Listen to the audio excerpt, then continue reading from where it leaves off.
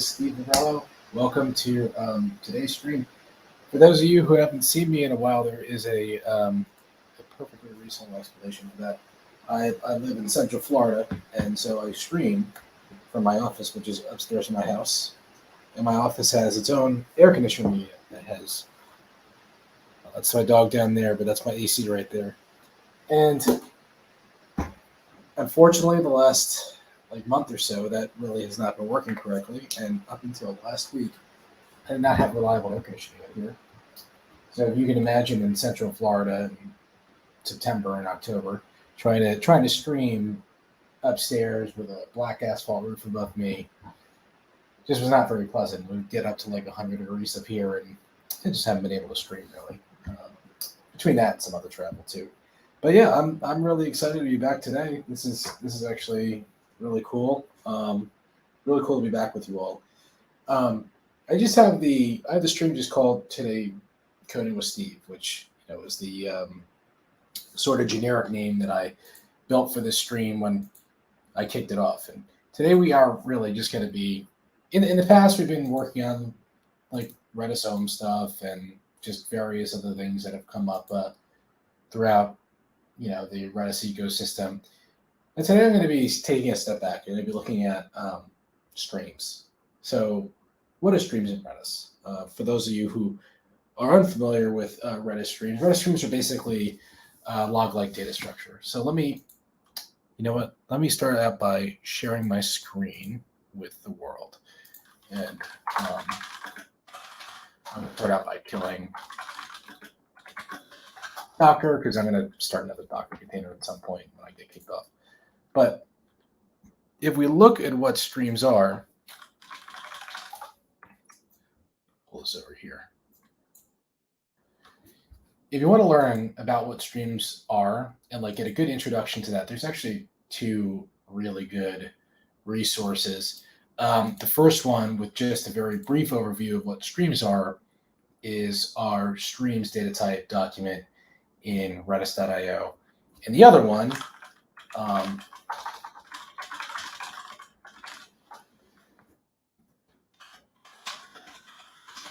swear I can type and spell.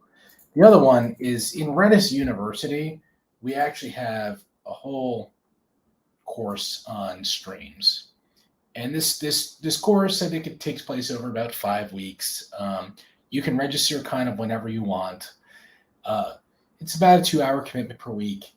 It's really useful for getting you up and running with streams and understanding what they are, and really getting into the whole producer consumer model of what streams are. But streams are actually one of those data types that really kind of fascinated me when I started working at Redis. They're a lot like Kafka topics or any other sort of message queue kind of thing that you would work with in the wild. And I think that they actually are really, really interesting in Redis. And as the developer of Redis OM, the thought of having a flat-ish data structure that could contain, sort of whatever arbitrary data that I want in a message queue has always seemed pretty appealing to me, especially when you're talking about communicating between different microservices and the like. And as a .NET developer, I kind of want to start out by taking a closer look at streams, closer look at how to use them in .NET applications, and eventually I'd like to sort of get to a point where we have kind of a better interface for using Redis streams in .NET applications. That's actually sort of what I started. The last time I did this stream, and it was sort of interrupted because it was kind of, I think my AC wasn't working, and it was, I was like, let me just stop for today, because I had already done I had already gone through a bunch of stuff. So anyway, without further ado, let's get started by actually looking at what a stream is. So a stream is a data structure that acts like an append-only log. So you can only append to it. And then you can use streams to basically record events as they happen in your application. and you can use it to pass messages between different parts of your application. It's great for event sourcing is kind of what I'm describing here. Publishing notifications is another great use case of them. And I would say actually sort of the canonical example I like to use is it's just this. It's gathering telemetry from a bunch of sensors that are sort of out in the field. But I think using it as an event queue and this are really two really compelling use cases. Notifications too. The only thing with notifications is that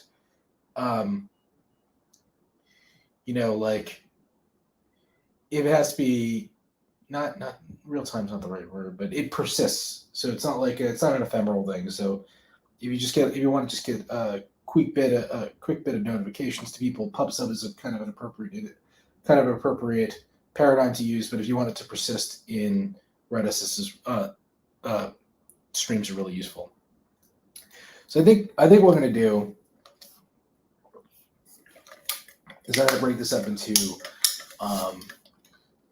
3 different sections. And the first section is going to be kind of going over Redis streams, which is all this, going over the commands for Redis streams, and trying those out inside of a CLI context, and just getting familiar with how they sort of work.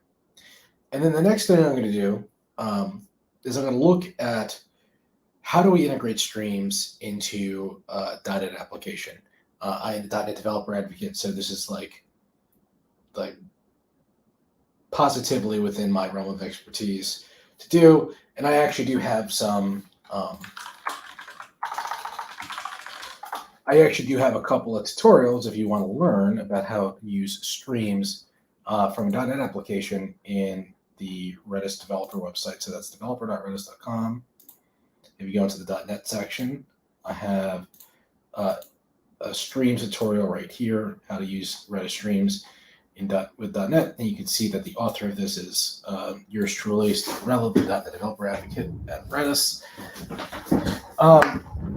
So I'll get into using that, and then the final bit, and I think a theme that I might play off of for future streams, assuming it's weird. It's funny to actually stream about streams. It's actually kind of amusing playing words, but I'd like to try to see if I can abstract these streams into something a little higher level and more usable to people than what they are. And what they are basically is a collection of field value pairs that you can work out. You can work out on your own. It's not that difficult, but I think having a more seamless experience with that would be cooler and more accessible to people. So anyway, let's get into actual streams. If I go to redis.io, I am going to go to the commands section. For those of you who don't know, you're newer to Redis. Redis.io is probably the website I frequent most when I want to learn about Redis or anything Redis related. I would say that is 90% of the resource reach for me when I'm trying to learn something about Redis is to go to Redis.io.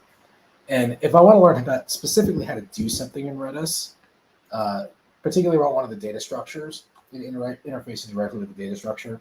The command section of this is particularly useful. And usually what happens is you have generic client X that does that wraps all of the interactive commands, all of the command-based interactions to Redis. And now client X, has a set of data structures that it exposes.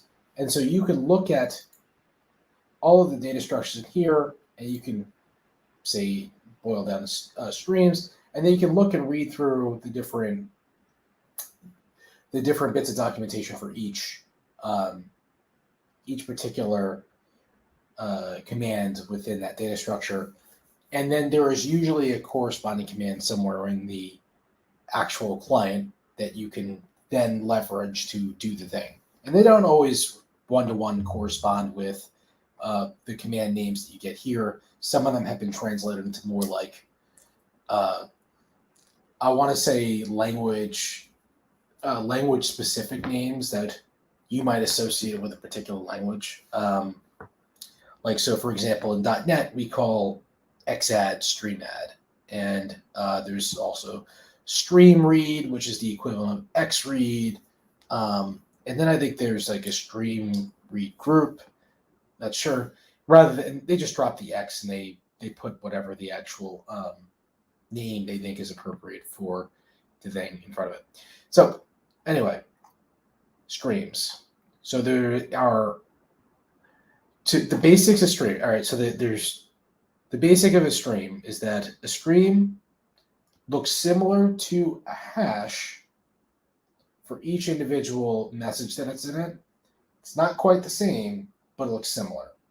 So if I look at xadd, you'll see the command structure here. So xadd key. This option here, no mk stream, means, if you look down here, it will tell you what it means. But what no mk stream means is that if you pass that option in, if the stream doesn't exist, it won't create the stream. The max lang and max ID are ways of trimming the stream. The limit, actually, I don't know what limit is in this context.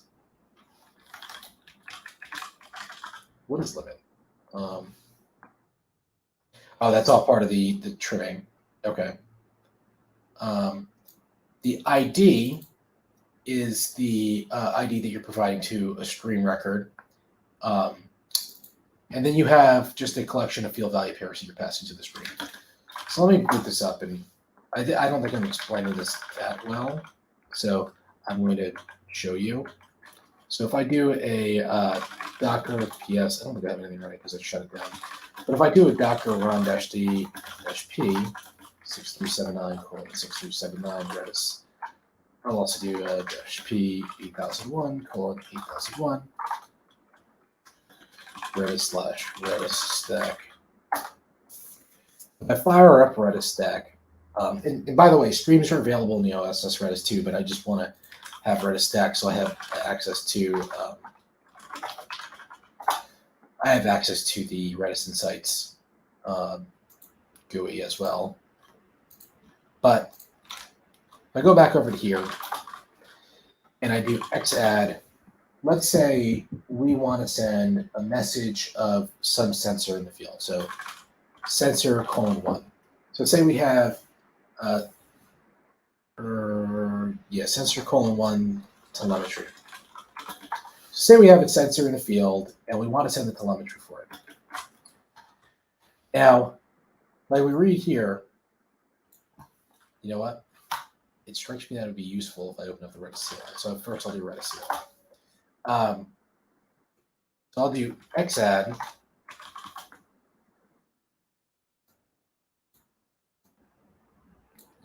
Press this down a little bit.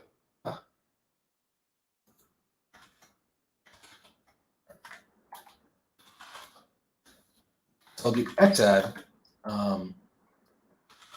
sensor:1 telemetry. I think I'm spelling that right.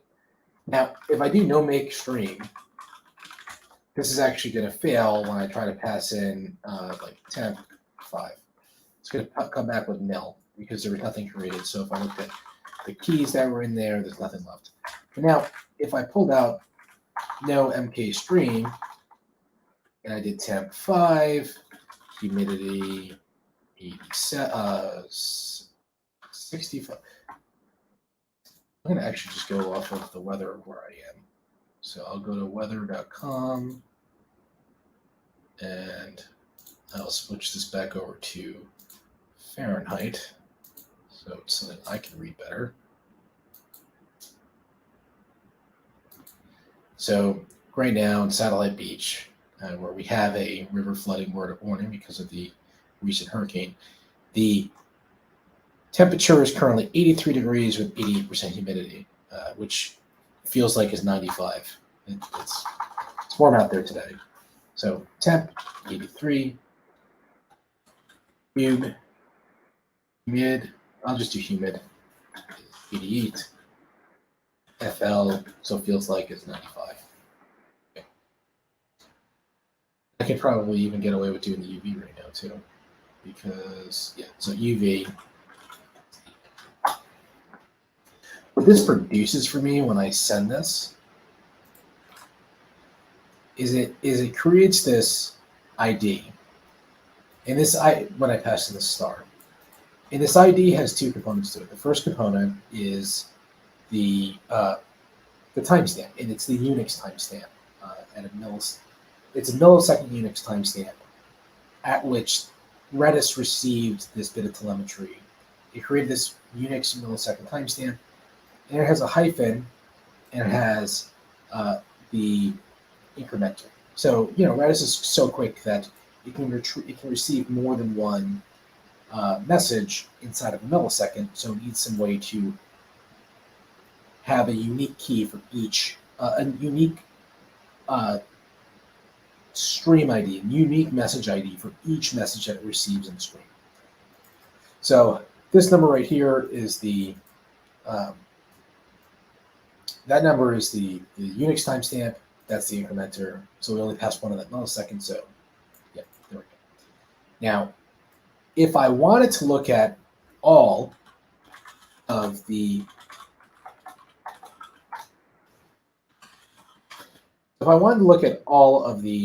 messages that I'd ever received inside of this the stream, I could do that by saying xrange and passing in sensor :1 : telemetry minus the plus.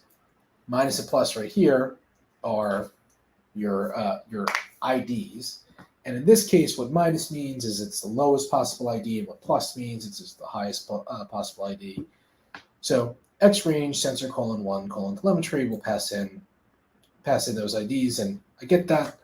I could also pass in,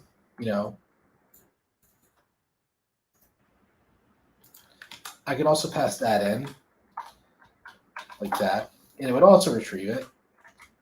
But then if I tried to add one to that millisecond, it wouldn't get anything because there's no other messages provided in that time.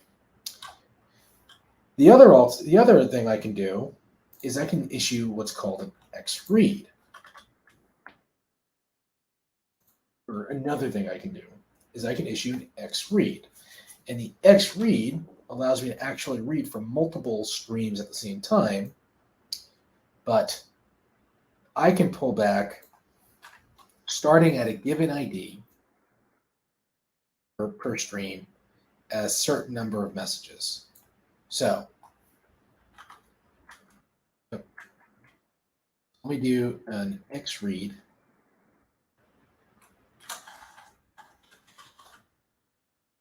And I just won't pass anything else here. I'll just pass this one ID in. And that doesn't work. I think because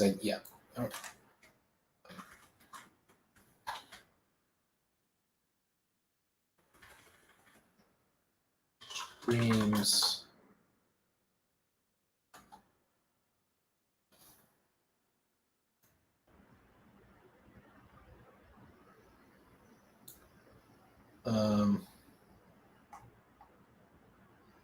What am I getting wrong here?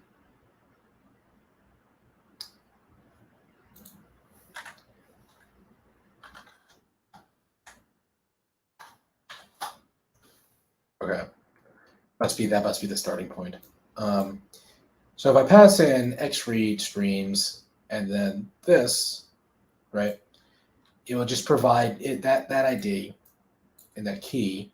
It'll just give me back the message from here. Now, another interesting thing about a stream read, as opposed to just in range, is I could specify how many instances I want back. So if I did xread count 2, it's only going to bring back 1 because only one message has been sent. But if I did another xadd, I did earlier, try to do the xread again, I'm going to get 2 messages now. Another cool thing, I'm going to have to bring up another terminal instance to do this. let me copy. Oh, let me copy this bit out to here.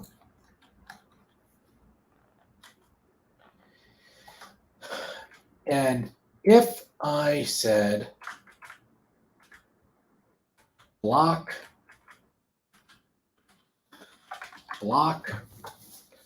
and then passed in 10,000 seconds. Sorry, and I have to actually start from this ID.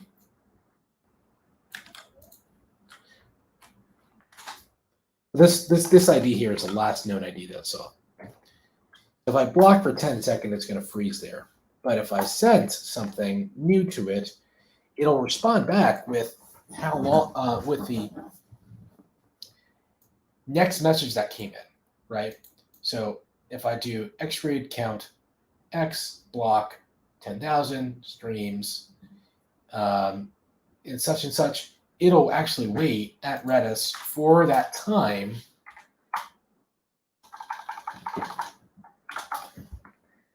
And then if it doesn't get anything, it'll just reply back to you. But if it does get something, it will respond back immediately. So if I just wait here for the 10 seconds, you'll see that it came back with nothing. But again, if I add something to it, it'll respond back with that thing right away. Now, the key here is that this $sign ID is a special ID that says only give me new stuff that comes into the stream. Don't give me anything that is pre-existing in the stream. I just want the next things that come into the stream. And now with xread, you can do this same read operation across multiple streams. So that's the basics of adding to a stream, reading from a stream from a range, doing a direct read from a stream like this. Other cool things about streams is that as you add to them, you remember I mentioned that I would go over these bits in a little bit. These max length and max ID are two different paradigms for basically trimming the key or trimming the stream down as needed.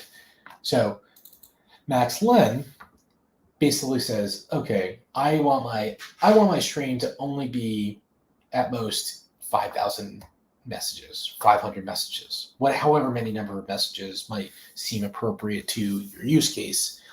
And then minimum ID refers to, okay, remove everything in the stream before this ID. And because IDs are basically timestamps with an incrementer, that basically is effectively saying I want to remove all of these older records from the stream. So I'll just show you this real quick. Now, the funny thing is that you have either equal sign or a tilde that you can pass into this. The equal sign says, all right, I want to trim down to exactly this. The tilde means that I want to trim down to approximately this. Threshold, the threshold that you're looking at. Let me just read what Kent limit is real quick.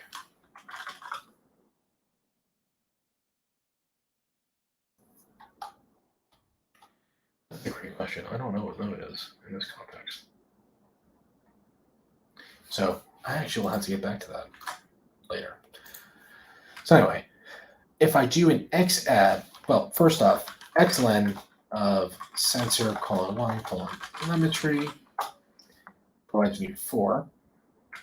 So I'll do an xadd, and I will say max len equals 1.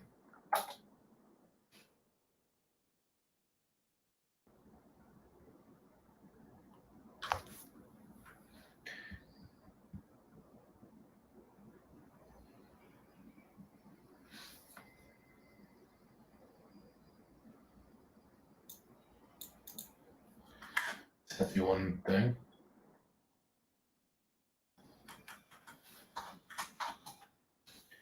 Let me look at the reference here. The clients are always better at this than I am.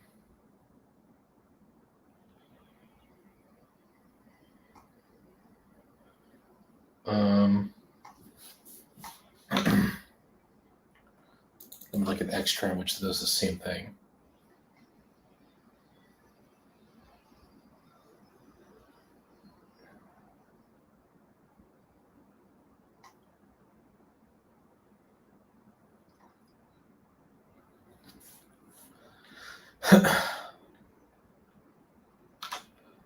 Oh, interesting. So just max land 1. That's confusing.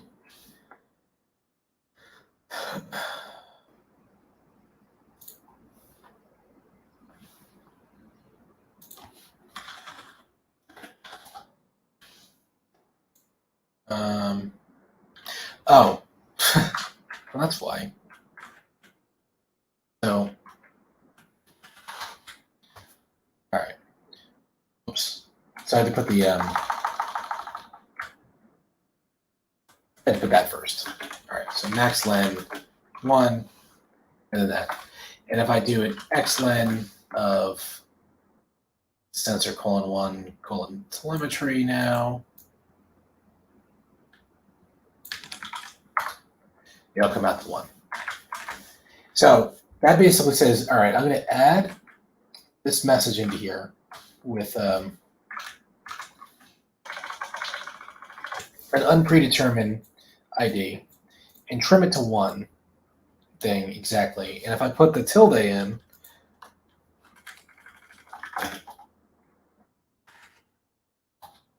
it'll approximate it. So like the way that these blocks work with streams, an approximation is I think within a couple hundred messages. I'm not 100% sure what the exact numbers are. I think it just has to do with, I think it's based off of memory blocks.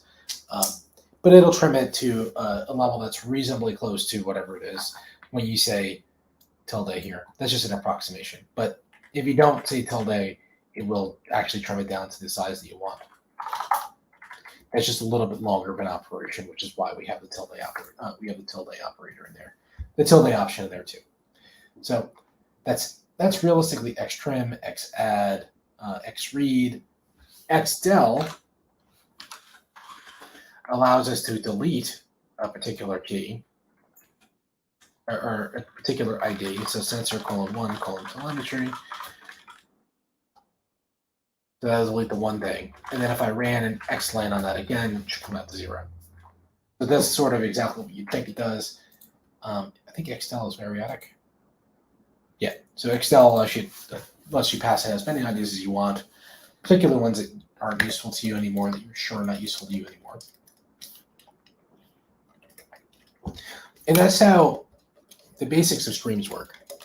Now, there's actually another construct within streams which are even more interesting, at least in my opinion.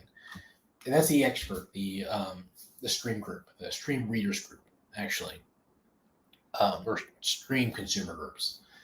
So consumer groups are collections of consumer clients of Redis that can read from a stream in order, in an appropriate order for the stream. So what does that mean? Well, let's do some more xadds.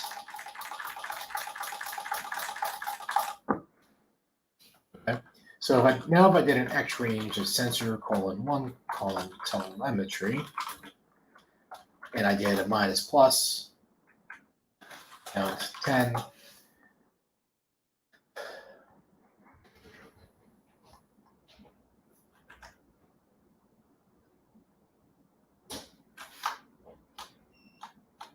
Oh, whoops! I shouldn't have been trimming them as I shouldn't have been trimming it as I went. Let me try that one more time.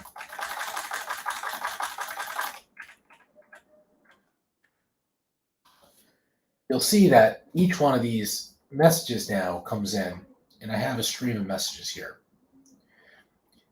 Say I want to consume these messages, and I want to consume them from an application, but consuming each one in a loop for one consumer would be strenuous. It would be too much for one consumer to consume.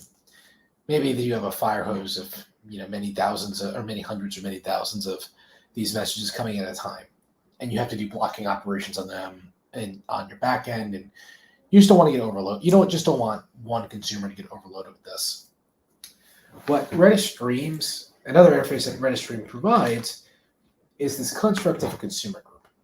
And what a consumer group is it's a group of consumers of the stream that can interact with the stream individually, in the stream, and Redis itself is responsible for making sure that they get the next relevant ID or next relevant message for their stream. So, how do these work? Well, the first thing we actually need to do with a consumer group is we actually need to create the group. So let's create the averaging group, okay? So X group create, and you pass in the key that you want to create the group on. Then you pass in the group's name, and then you pass in the ID that you want to start at. And I'm assuming that the $ here means that, what is it? It'll operate off of only new things, coming to the group. I've actually never heard of entries read. So that's another one of those interesting things that, that's probably a Redis 7 thing, so we need to look at that. And you have an MK stream option, which basically says, oh, if the stream doesn't exist, just create it. So let's look at this.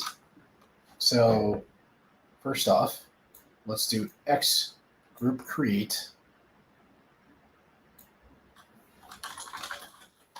Create sensor :1 : telemetry.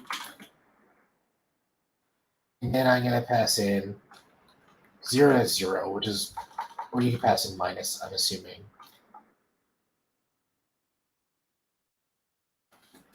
Oh, oops. I'm going to command a wrong number of arguments. It needs to be the average group.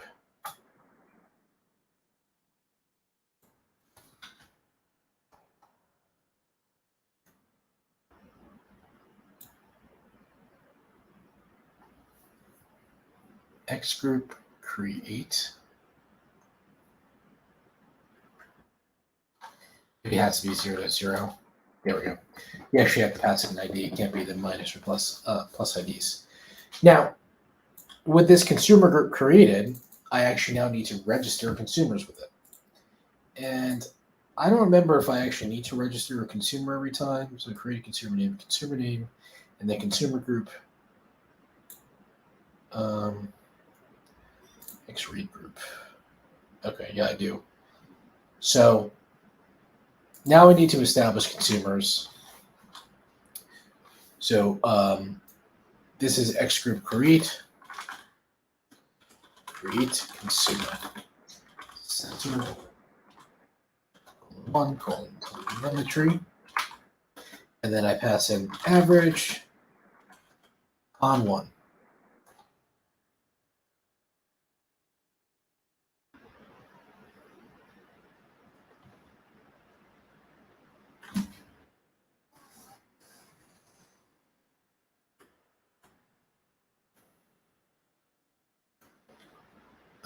Maybe it's just better if I copy this.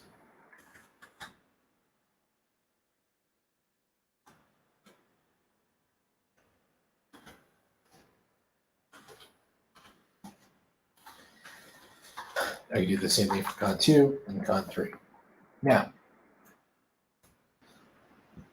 with these consumers now, I can do cool things with them. So I can do an X-read group average on 1, which is my consumer. And then I think I could just pass in, just an ID that I want to read with. So X-read group consumer streams. Okay, so now I need to do streams sensor :1 : telemetry. And then I can start off by passing in the ID that I want to read. Now, in the parlance of a consumer group, the greater than sign is actually a special ID. And that special ID allows you to read the next relevant message for that stream.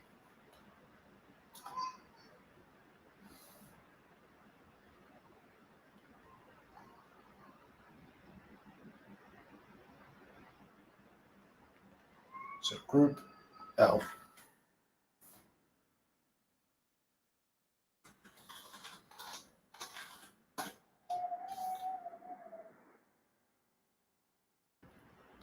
And now I just pulled in all the things, it looks like.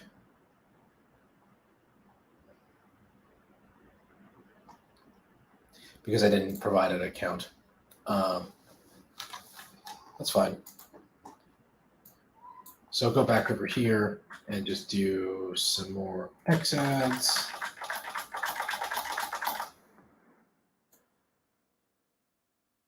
I need to do a count, I think, before I put the streams in. So I'll just pull back one for this guy. So entry group average con 1, count 1, streams, sensor :1, telemetry, passing that greater than sign. And if I keep doing that, I will keep getting new messages. And I can do the same thing for con 2. And you can keep going. And you can also block on these too. You can also block for a certain number of milliseconds, and it'll work the same way that an X-ray does. And it'll block waiting for new messages to come to the screen. Now, with these IDs, I actually want to possibly acknowledge that I read them. So you can use this noac command here to say that, oh, I don't need to bother acknowledging this. After I've read this, you can just move on to the next one and not worry about and disregard this message for this consumer group in the future. If you don't pass that in, you want to now go and do an exec.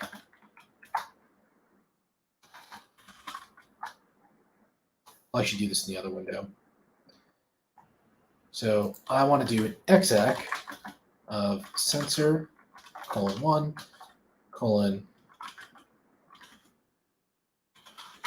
telemetry, and pass in the group, which is the average group, and the ID. That'll give me that one.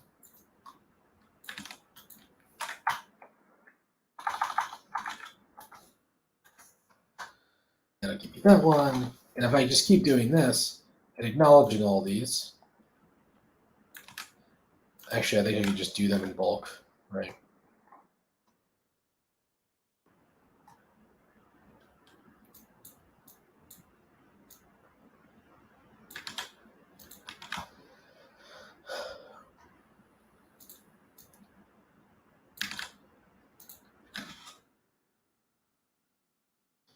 So on and so forth.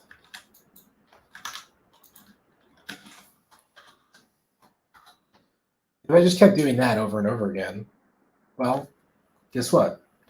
Like, it'll acknowledge it, and you don't have to worry about that anymore. And so to see what this kind of means, so if I do an xinfo groups sensor :1, telemetry, you'll see that I have 13 pending messages out to my 3 consumers. And I can even actually do xinfo consumers and then do average. And you can see that it'll break it down across which consumers still have outstanding messages that they haven't dealt with yet. Now, you could run into a case where, like, consumer 1 got 12 messages and died. And so now you want consumer 3 to come in and take over and start reading those messages. So let's go to exclaim. There's two commands to operate off of this with. Xclaim and Xautoclaim. I think Xautoclaim is actually better.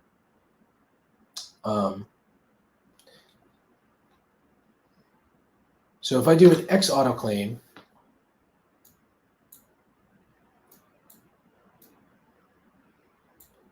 let's do an Xautoclaim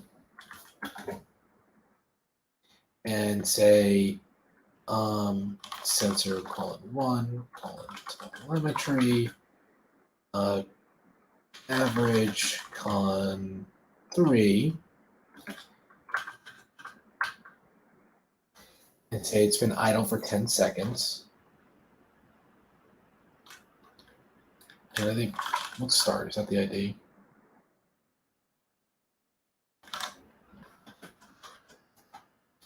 This will now claim all of those messages for that consumer. And then it can start processing off of them. So then I can do exec sensor :1, telemetry, and I can pass an average, and so on and so forth. And so that's kind of how these work. So like you have these streams that kind of live out there that you might want to pass messages with relevant stuff for a sensor or from an event that's going on in your system.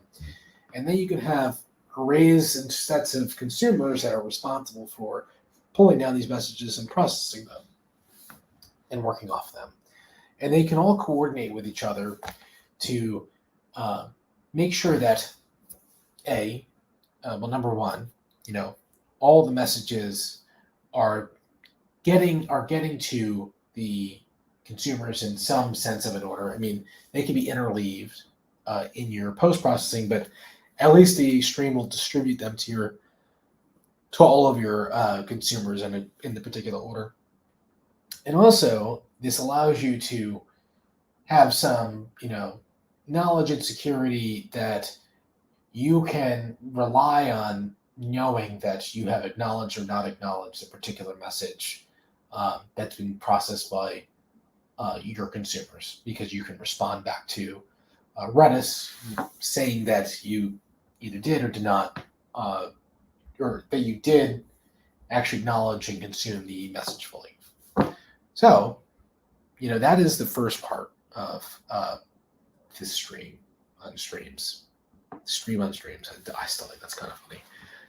The next part, let's look at using this in an application. So go back to my terminal, and I'm going to flush this DB out first. And I'm going to go to CD projects. If I exited out the CLI, CD projects, Redis. Do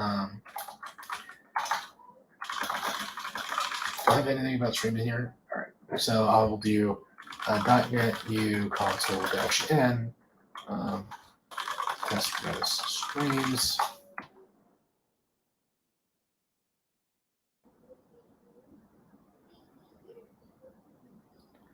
Oh, I do have a. So I'm just going to remove.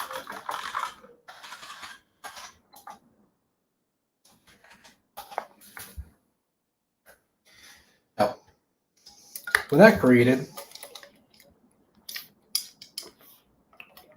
we're going to be working with streams from stackexchange.redis, which is kind of the canonical library for Redis users in our in the .NET ecosystem. Is the Stack Exchange Redis library. So if I go into test Redis streams, I can do .NET add package stackexchange.redis and open this now.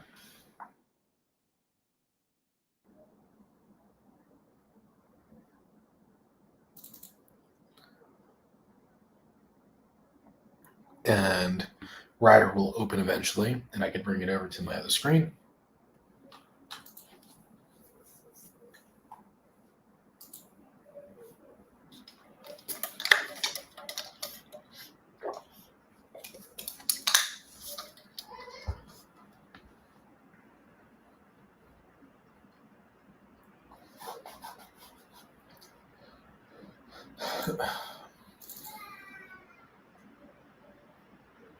And if I open up this project file, or this program file, we can get started. So, what's the first thing we do when we're connecting to Redis? We connect to Redis. So say var muxer equals connection multiplexer.connect Redis colon localhost colon 667. That's not right.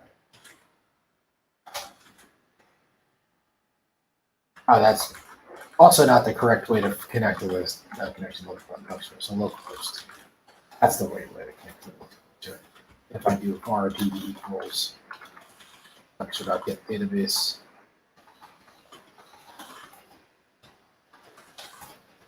I do a console.log on the right line. Do that ping.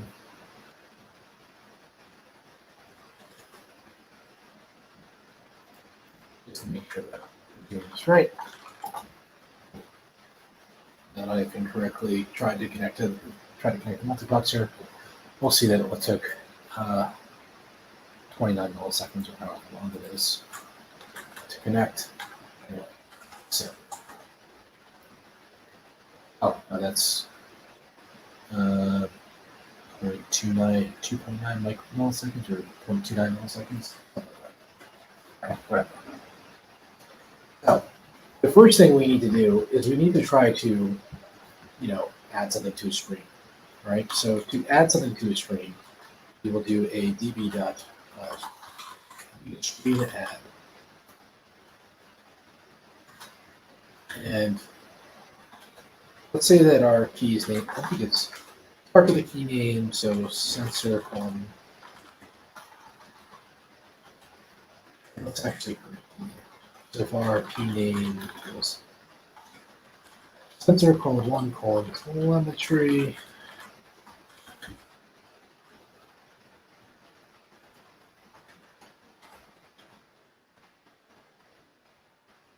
Key name.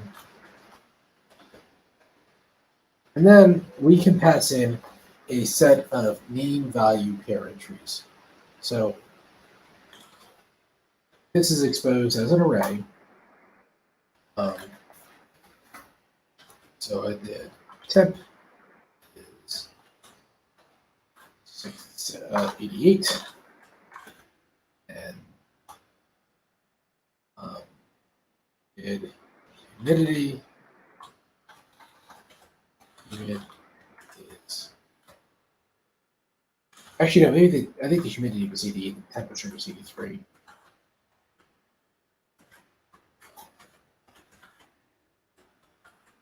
Whatever, this isn't super important. We will actually, I think later, let's look at this. I will. So the feels like is 95, and the UV is 8. I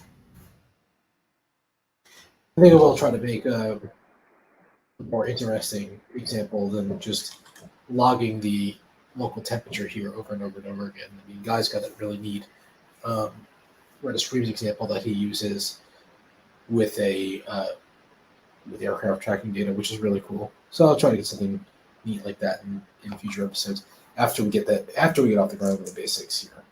But yeah, this is just trying to get me to think about how to make this even neater for .NET developers. Actually, kind of my goal here.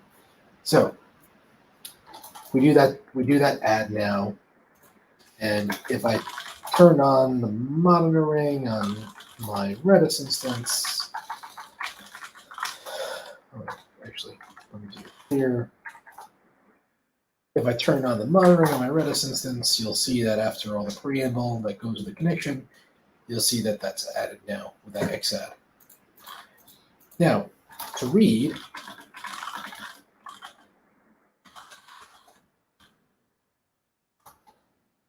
I can do the key name 00.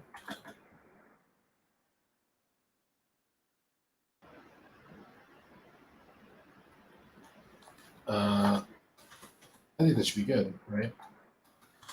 How you do for each result.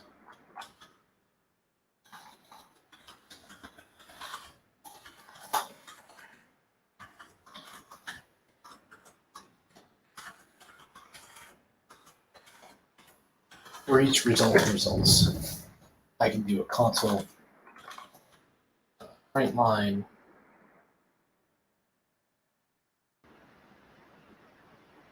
I'm going to do this.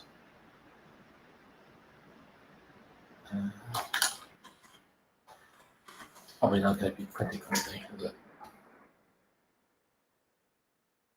So you guys print out the stream entries.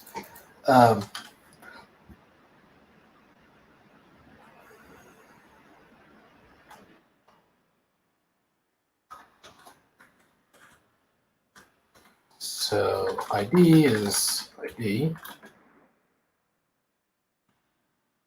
And then let's result.values.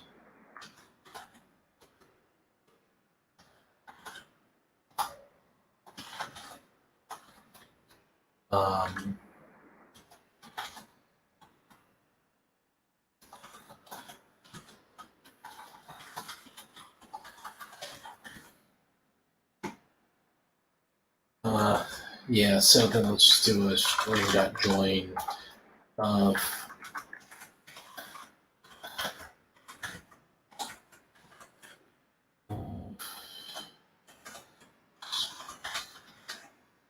that'll get something, I think, a little bit more presentable. There we go. So we have the ID and then the temperature, humidity.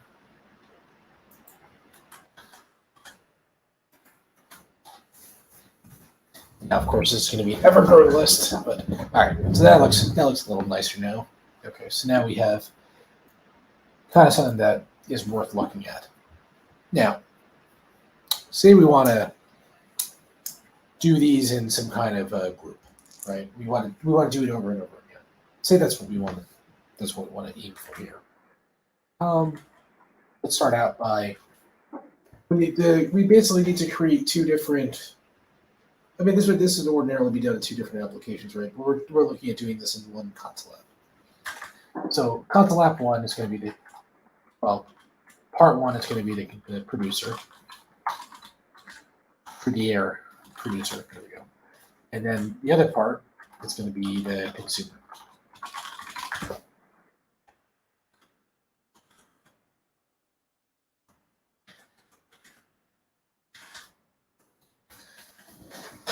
So let's say that there is a producer task. Test.start. Test.run. Test.run async.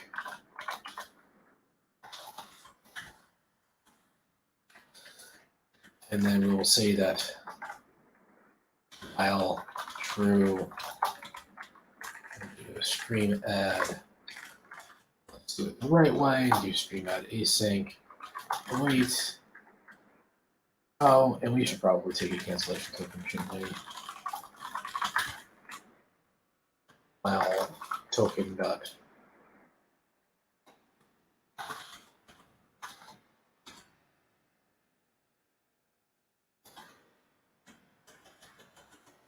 While the token hasn't been canceled.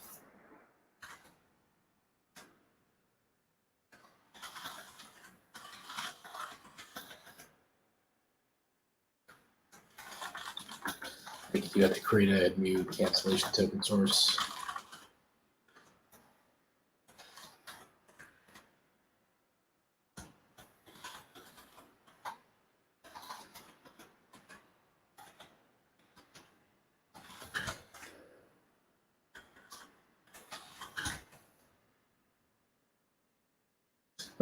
Cannot resolve method.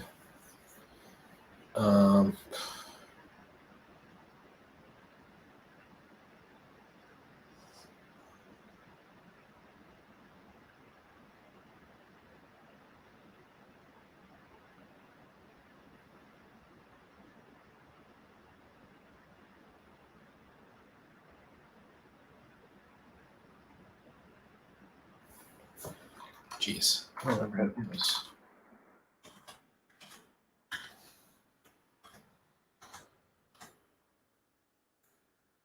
Don't redo it. I didn't hear it.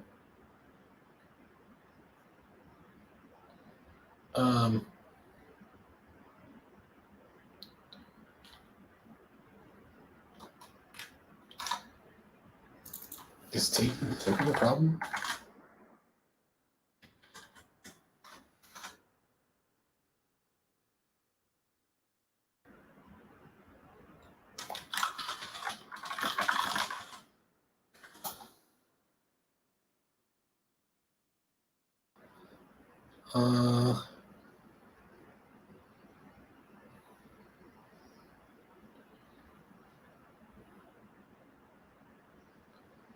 Yeah, I mean, this looks like what I'm doing is, doesn't it? You know what? Maybe he just doesn't want me to do this. Maybe it's just the fate's deciding that it doesn't want me to work like this. Fine. So far, trip and equals cancellation. Okay. There we go. Easy enough.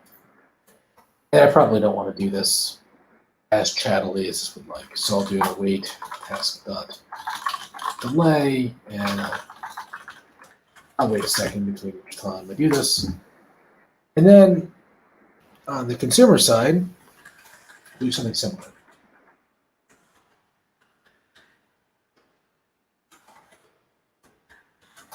Our consumer task equals task.run sync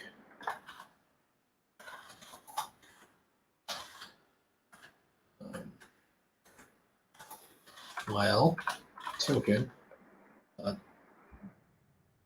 is cancellation requested. So while that's not true, we will say we'll do this.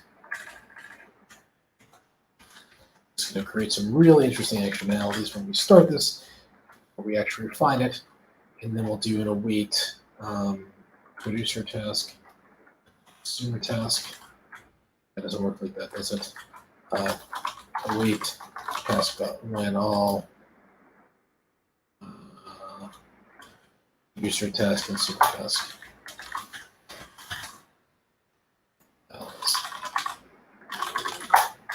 Let's run this and watch it expand. Oh boy. Oh, you know what? That's right. I forgot to do the await task delay. 1,000.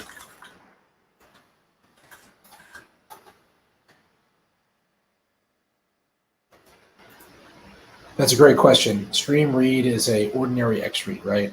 Not a group of X read, not a group read. Indeed, it is not. So the first thing I want to go over is just doing basic stream reads in here. So yeah, the first one, the actual I say it's a consumer task. It's not a consumer group. It's just like the act of consuming the thing is in fact just an X read.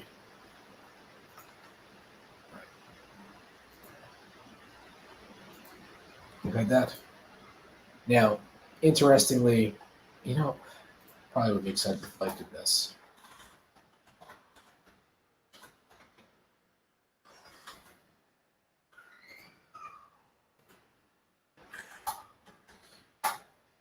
So let's know.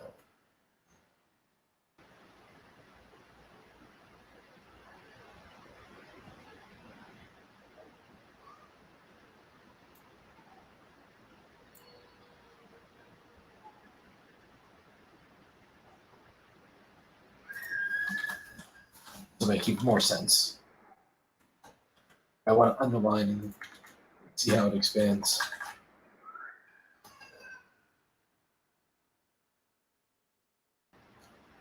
You'll see that this is expanding over and over again because I am not resetting the correct position.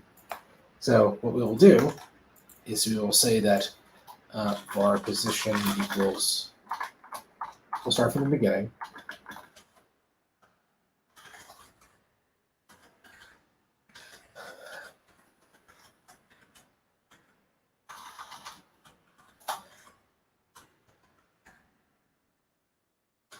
and then we will say that the position is equal to results the.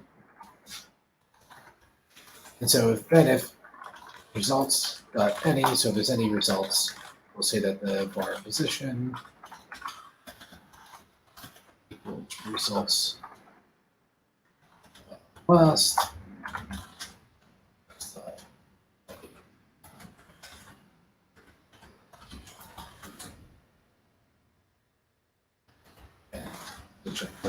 again.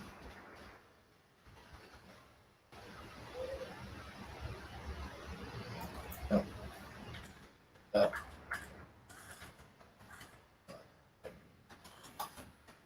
Sure. Probably not too sure.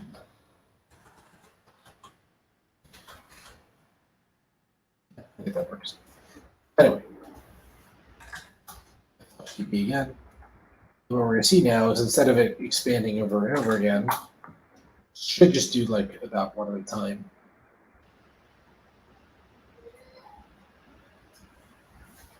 Unless for some weird reason there was more than one that ended up in that same slot, or none. You see none existed there.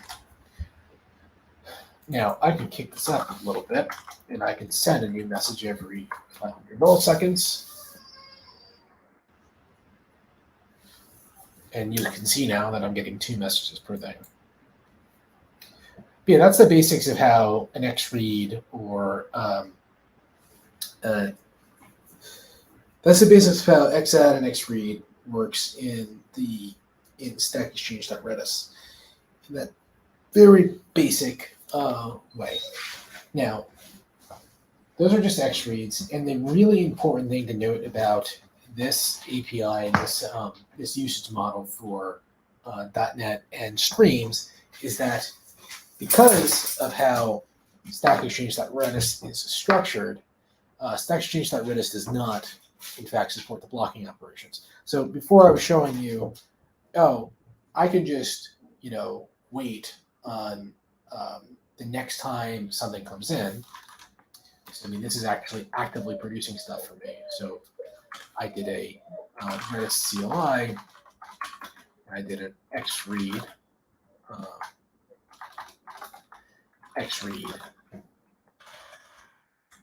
sensor :1 telemetry, block 5,000, so 5,000 milliseconds, 5 seconds, and I think, do I need to say streams or not? I don't remember.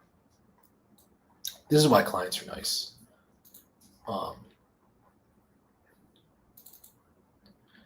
XRead, yeah, streams.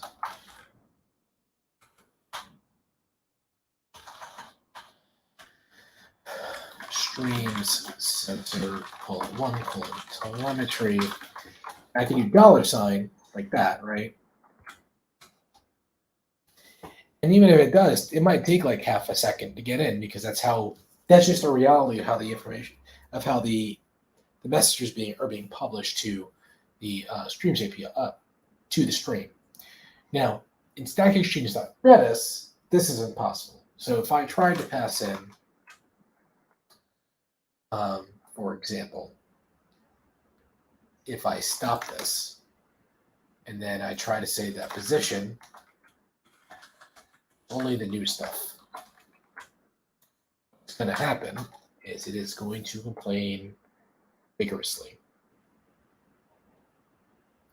Or just die, which I think it just did.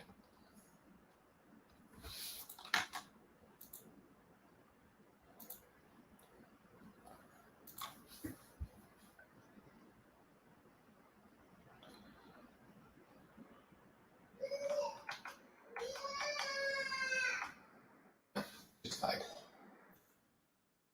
And that sad death of it was created because of this $ ID right here. It does not consider the $ a valid ID. And relative to the error for this. Stream position.new messages cannot be used within the stream read. New messages in this context means that $, the $ be a bit. And to understand why that's the case, it's important.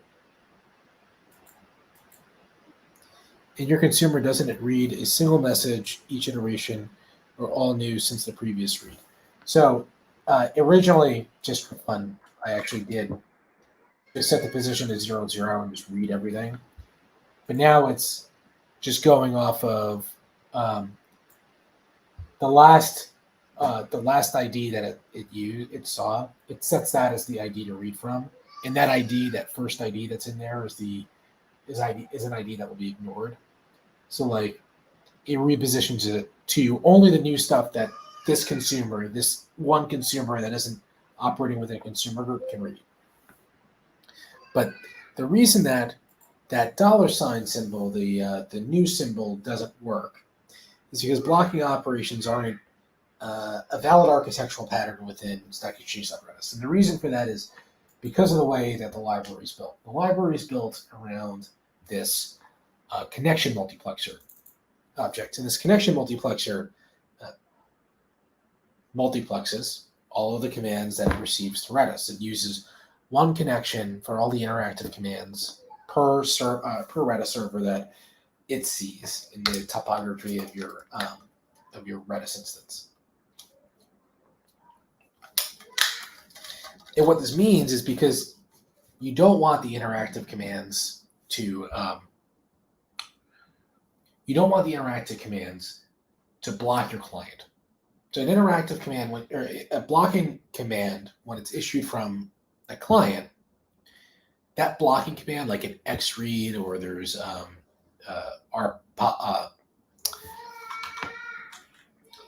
if you go to Redis.io and you look at commands, and you scroll down to the B section, and you go past the BF stuff, which is the Bloom filter stuff, you see that there's like BG rewrite AOF, BG save, then there's BL move, BLM pop, BL pop, BR pop. All of these B commands right here are actual blocking commands. Those blocking commands don't block the main Redis thread. Remember that Redis is single-threaded, and anything that has a long execution time can block that thread. This isn't what we mean here. What we mean here is that the block happens on the client. So the client, issues a blocking command to Redis, and then Redis will continue doing whatever it's supposed to be doing, and the client is waiting for some condition to happen. In most of these, it's some kind of read, right? In other ones, like, BJ isn't blocking. BG is background. Sorry. A lot of these, it's like some kind of read operation or some kind of pop operation that it wants to do, but it's waiting for some condition to happen in Redis before it, breaks off. Like a pub sub is actually implicitly like this, because you go with your subscriber and you block on the Redis server, and then Redis just sends stuff back to you. Streams works kind of the same way, but because the Stack Exchange.Redis client has only one connection, one interactive connection, blocking that connection isn't feasible for the way that client operates. So in order to properly consume streams within Stack Exchange.Redis, you really can't use those blocking commands. You need to actually use the non-blocking variants of them, and that's quite doable. It's just a matter of that's something you need to watch out for. So that is how you consume within the context of no consumer group. Now, how do you consume within the context of a consumer group? Well, first things first. Let's actually go up here, and I'm going to just flush the database every time we start this. So the first thing I actually need to do is say db consumer group, or create consumer group. I'll pass in my key name.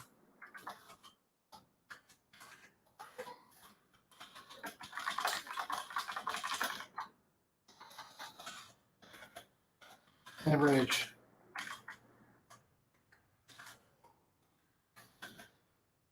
My consumer group name and my position, which is, I think if I pass a null, I think it starts at the beginning, but I'll just say position is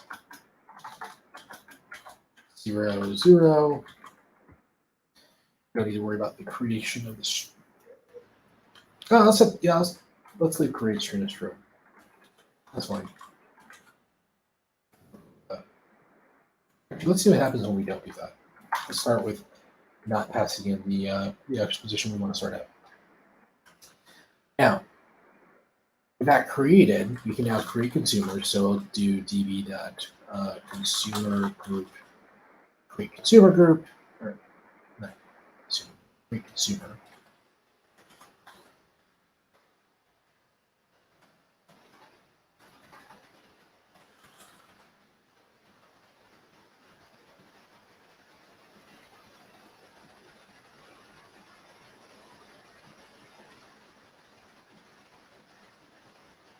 And then I actually have to do anything.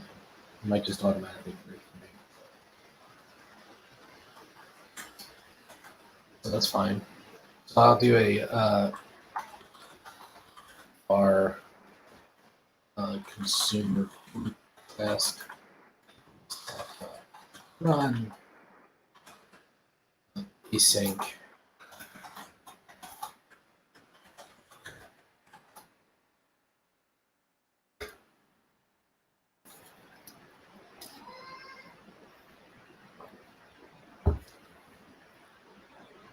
And then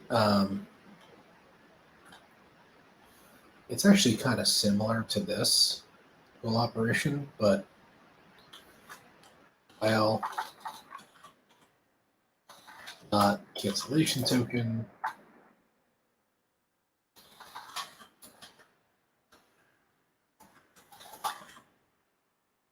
Well, that's not true. We will say that var results equals db dot stream consumer group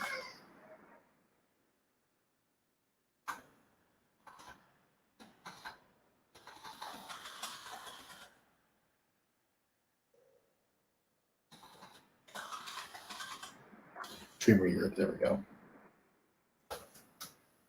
Name consumer group name.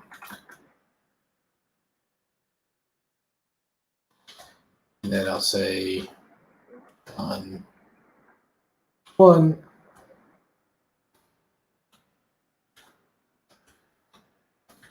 And then I will just say do the same thing.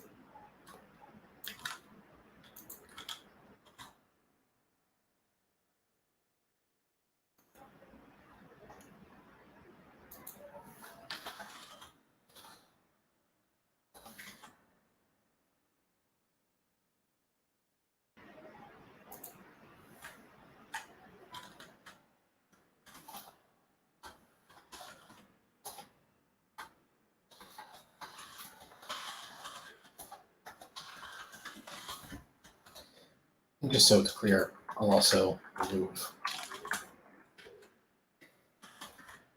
stuff.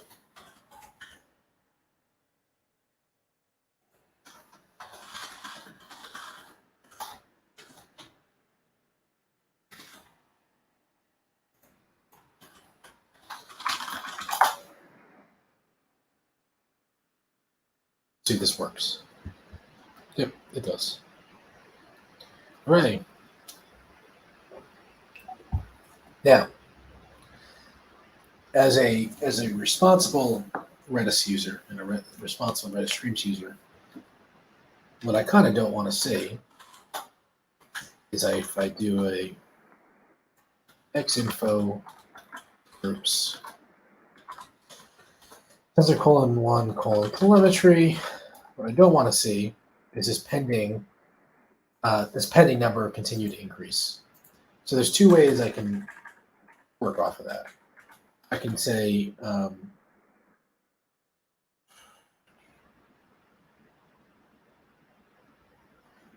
whack true.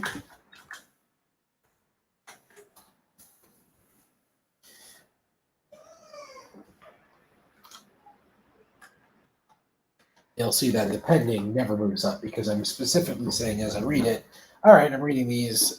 You don't need to tell me about them in the future. You don't need to keep track of it.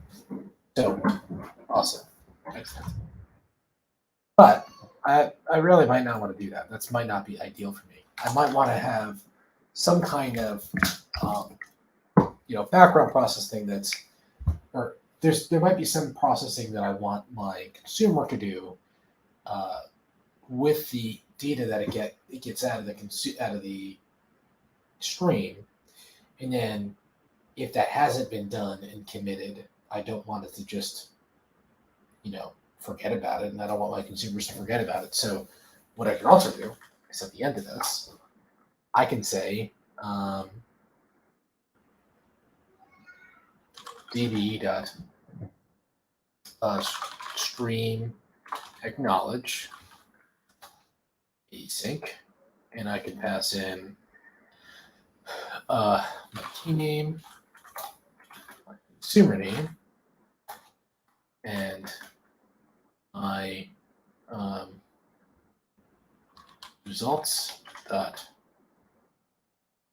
select ID to array.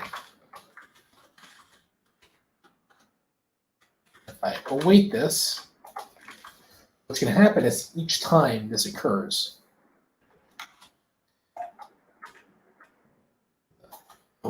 oops.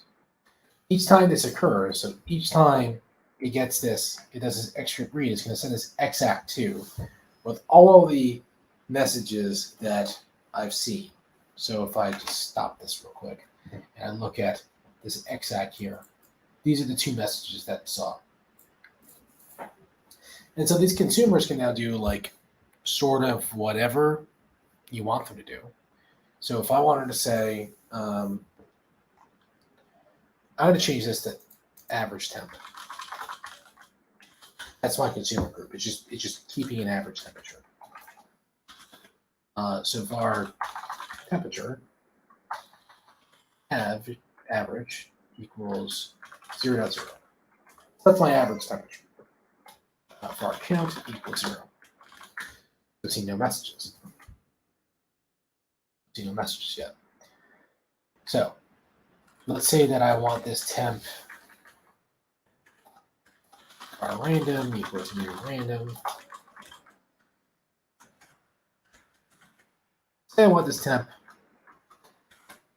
to be random next between 65 and just want to be some integer between those two values.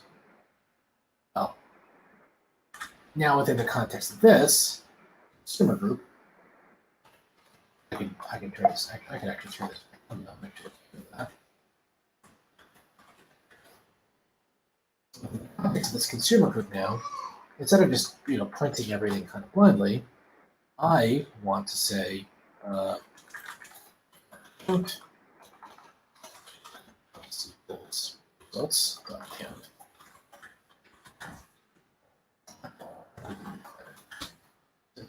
See results count, and then I will say our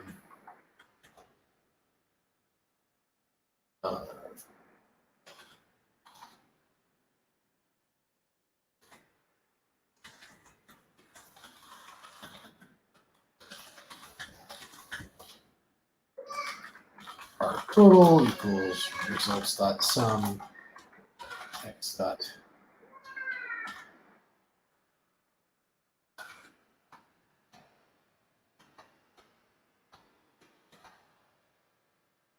select.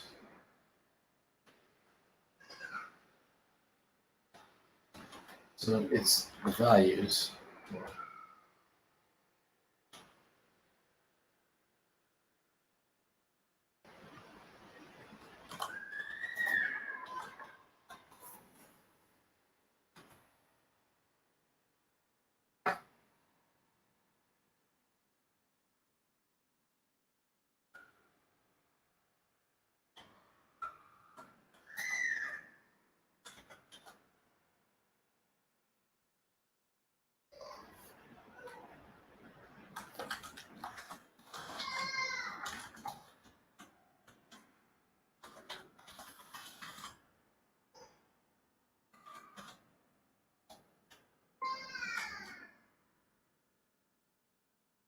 So I think that this should work.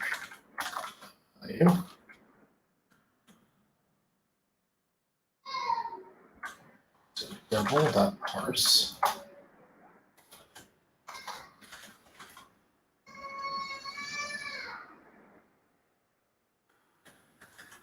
That's not.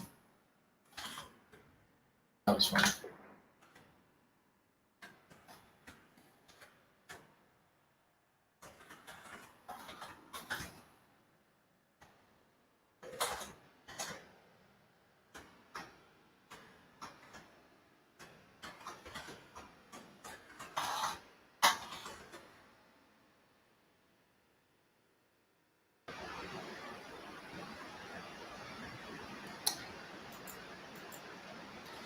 Is it possible for a consumer to release a message explicitly, like, "Hey, I got a message. I can't process this. Do it someone else"? I don't think so. Double check.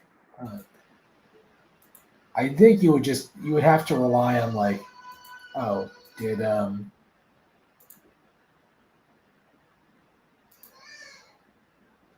exclaim.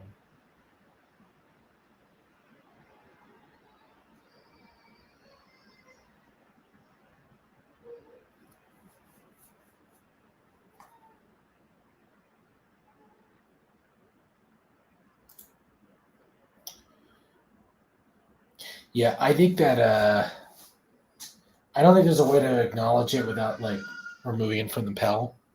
The Pell list is the list of still pending IDs, and I don't think there's a way to remove it. Um, but the trick is with like X claim it. Well, with X auto claim, you basically can pass in like an idle time that after which you just want to like get what the it's like, all right, if it's taking them 10 seconds to process this, we're just going to assume they're dead, kind of thing. But no, I don't think you can just have a consumer explicitly say, "Oh, well, I had this, but I kind of dropped the ball on it, so someone else deal with this." I know that. Yeah, I don't think that's that crazy of a thing to ask about, but like, yeah, I just don't think that's something that's supported. Um, but anyway, we've now hopefully done this thing correctly. I can do a console.write line, new average.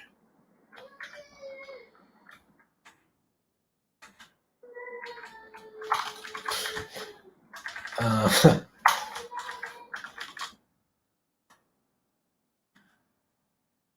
let's see, hold on. We'll do this. If results.any, I'm just inviting a darn 5 by 0 error by doing it that way. Or to do it anyway. The new average is count divided or total divided by count.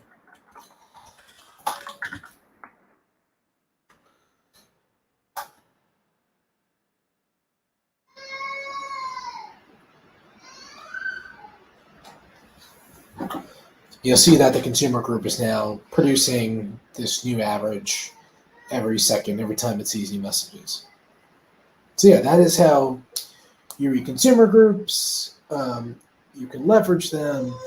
You can do more stuff than just doing averages and stuff like that. You can also process different messages in your application. Like, yeah, that's consumer groups.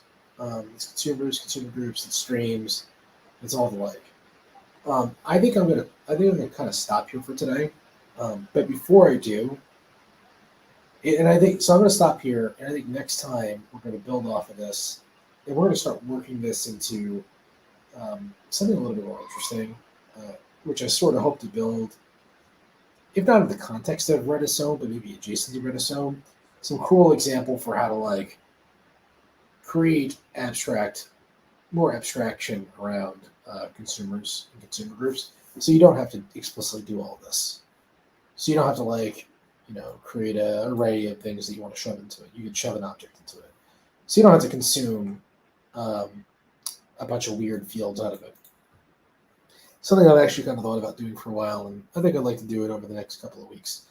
But anyway, so before I go, I want to just, well, first a couple of announcements. Both Simon and Guy are traveling this week. Where in the world they are, nobody knows. No, they're all over the place. Guy is somewhere between Belgium and Holland right now. He's somewhere in that area. He's going to Davos, and Simon has been in Dubai this week at a conference, and he is traveling back to the UK now, as far as I know. So they're off this week. But I'd also like anyone who's interested to check out Hacktoberfest. Hacktoberfest is an annual meeting of the OSS Minds where we encourage people to come in and contribute to open source. For Redis OM .NET, I have the Hacktoberfest flag up on it, and I do have some open issues for it, even though I do think they're being used.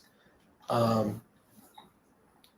a great resource for people who want to learn more about how to get involved with Hacktoberfest for this year. There is a place you can go that is here. So Redis.io, there we go. Redis.io/community/Hacktoberfest. You want to learn more about our efforts in Hacktoberfest. Stop by. There's a link. So anyway, like I said, I'm going to call it here. It's been good getting back. It is nice to be under air conditioning again, which, it's been a while. So that's quite a relief for me, and I'm excited to be back streaming again. So anyway, until next time, have a good one. Bye.